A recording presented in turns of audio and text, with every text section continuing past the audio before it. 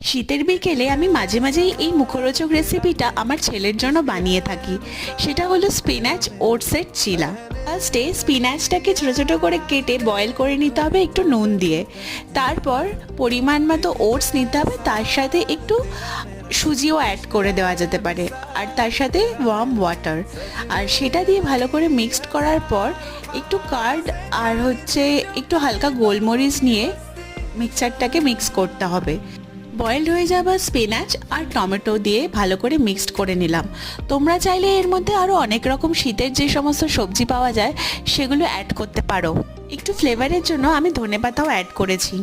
তারপর কড়াইতে একটু হালকা বাটার দিয়ে গরম করে নিতে হবে, আর এরপর মিক্সচারটা দিয়ে দিতে হবে। পুরো রেসিপিটাই লো ফ্লেমে করতে হবে।